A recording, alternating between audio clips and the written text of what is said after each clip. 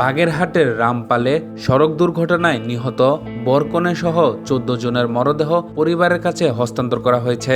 স্বজনদের আবেদনের পরিপ্রেক্ষিতে বৃহস্পতিবার রাতে খুলনা মেডিকেল কলেজ হাসপাতাল ও রামপাল উপজেলা স্বাস্থ্য কমপ্লেক্স ময়নাতদন্ত ছাড়াই মরদেহগুলো হস্তান্তর করে।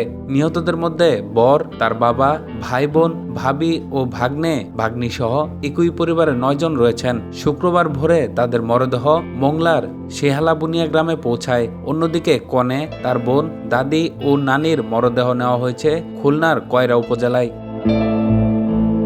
পুলিশ ও পরিবারের সূত্র জানা গেছে, বুধবার রাতে কয়রা উপজেলার আমাদি ইউনিয়নের নাকসা গ্রামের বাসিন্দা আব্দুল সালাম মোড়লের মেয়ে মার্জিয়া আক্তার মিতুর সঙ্গে মোংলা পৌরসভার ৮ নম্বর ওয়ার্ড বিএনপি সভাপতি আব্দুর রাজ্জাকের ছেলে সাব্বিরের বিয়ে হয়। বিয়ের পর বৃহস্পতিবার দুপুরে সোয়া ১২টার দিকে বরকনে সহ ২ পরিবারের সদস্যরা একটি মাইক্রোবাসে করে মোংলার উদ্দেশ্যে রওনা দেন। পথে রামপাল উপজেলার বেলাই ব্রিজ এলাকায় পৌঁছালে বিপরীত দিক থেকে আসা নৌবাহিনীর একটি বাসের সঙ্গে মাইক্রোবাসটির মুখোমুখি সংঘর্ষ হয়। এতে ঘটনাস্থল ও হাসপাতালে নেওয়ার পথে চালক সহ ১৪ জন নিহত হন। আহত একজন বর্তমানে খুলনা মেডিকেল কলেজ হাসপাতালে চিকিৎসাধীন। নিহতদের মধ্যে রয়েছেন বর আহাদুর রহমান, তার বাবা আব্দুর রাজ্জাক, ভাই আব্দুল্লাহ সানি, বোন উম্মে সুমাইয়া ঐশী, তার ছেলে সামিউল ইসলাম ফাহিম, বড় ভাই আশরাফুল আলমের স্ত্রী ফারহানা সিদ্দিকা পুতুল ও তাদের সন্তান আলিফ, আরফা ও ইরাম।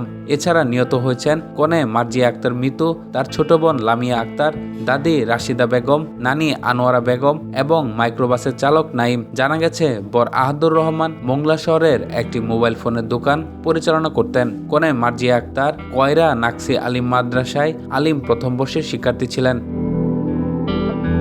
নিহত উম্মে সুমাইয়ার শ্বশুর আব্দুল আলিম বলেন, বিয়ের অনুষ্ঠানে আমিও ছিলাম। তারা বৃহস্পতিবার দুপুরের পর মোংলার উদ্দেশ্যে রওনা দেন। দুর্ঘটনায় আমার পুত্রবধূ ও একমাত্র নাতিও মারা গেছে। শুক্রবার সকালে মোংলার শেহালাবুনিয়া বরের বাড়িতে গিয়ে দেখা যায় শত শত মানুষ সেখানে ভিড় করেছেন।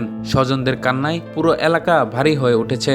বাড়ির ভেতরে পরিবারের ৪ নারী সদস্যদের মরদেহ রাখা হয়েছে এবং উপজেলা পরিষদ চত্বরে রাখা হয়েছে বাকি ৫ জনের মরদেহ।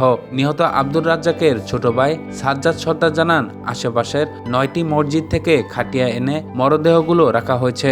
গোসল শেষে একে একে ৯ জনকে খাটিয়ে তোলা হয়েছে। শুক্রবার জুমার নামাজের পর উপজেলা পরিষদ চত্বরে তাদের জানাজা অনুষ্ঠিত হবে। পরে মোংলা পুরো কবরস্থানে দাফন করা হবে।